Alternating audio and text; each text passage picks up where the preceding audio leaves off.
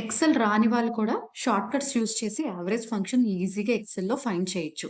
So, నేనేం చేశానంటే just project details తీసుకున్నాను. ఏ నుండి ఎఫ్ వరకు. అండ్ జనవరి నుండి మే వరకు మంత్స్ తీసుకొని ఎవ్రీ మంత్ ఎన్ని టాస్క్ కంప్లీట్ అయ్యాయో ఆ డీటెయిల్స్ అనేది అప్డేట్ చేశాను షార్ట్‌కట్ కింద. సో, నేను యావరేజ్ ఫైండ్ చేయాలి. ఇలా డేటా ఎవరైనా ఇచ్చినప్పుడు ఈజీగా టైమ్ వేస్ట్ చేయకుండా షార్ట్‌కట్ ఎలా ఫైండ్ చేయాలంటే జస్ట్ మనకి ఏ మంత్స్ నుండి యావరేజ్ కావాలో ఆ మంత్స్ నుండి సెలెక్ట్ చేసుకోవడం స్టార్ట్ చేయాలి. సో, నాకు జనవరి నుండి మే వరకు కావాలి. కానీ యావరేజ్ ఫంక్షన్ డేట్ ఎక్కడ కావాలి? ఇక్కడ యావరేజ్ దగ్గర కావాలి. సో, అడిషనల్‌గా ఒక సెల్ ఎక్స్‌ట్రాగా సెలెక్ట్ చేసుకొని, సో, ఫార్ములా ఏంటి? షార్ట్‌కట్ ఆల్ట్ క్లిక్ చేసి, హెచ్ క్లిక్ చేసి, యూ క్లిక్ చేసి, ఏ క్లిక్ చేయండి. సో, ఆటోమేటిక్‌గా యావరేజ్ వాల్యూ వచ్చింది. సో, జస్ట్ ఆ వాల్యూని డ్రాగ్ అండ్ డ్రాప్ చేసుకోండి.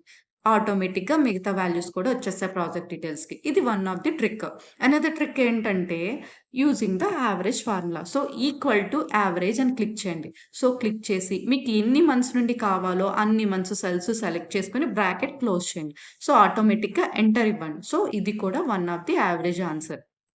సో, సింపుల్‌గా డ్రాగ్ అండ్ డ్రాప్ చేయండి. యావరేజ్ వాల్యూ వస్తుంది. సో, అనదర్ ట్రిక్ ఏంటి? By using the FX insert function అని అంటారు. సో, ఇన్సర్ట్ ఫంక్షన్ యూజ్ చేసేసి డీటెయిల్స్ అన్నీ క్లియర్ చేసి నాకేం కావాలి? యావరేజ్ కావాలి. సో, యావరేజ్ క్లిక్ చేసి గో అని క్లిక్ చేయండి. సో, యావరేజ్ ఫంక్షన్ అనేది వచ్చింది.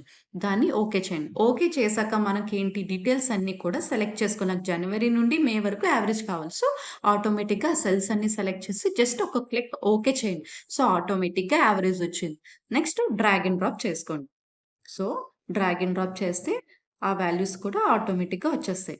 This is another trick 3. Next trick ఏంటి? ఈక్వల్ టు యావరేజ్ ఫార్ములాలోనే యావరేజ్ ఏ అని ఇంకొకటుంటుంది.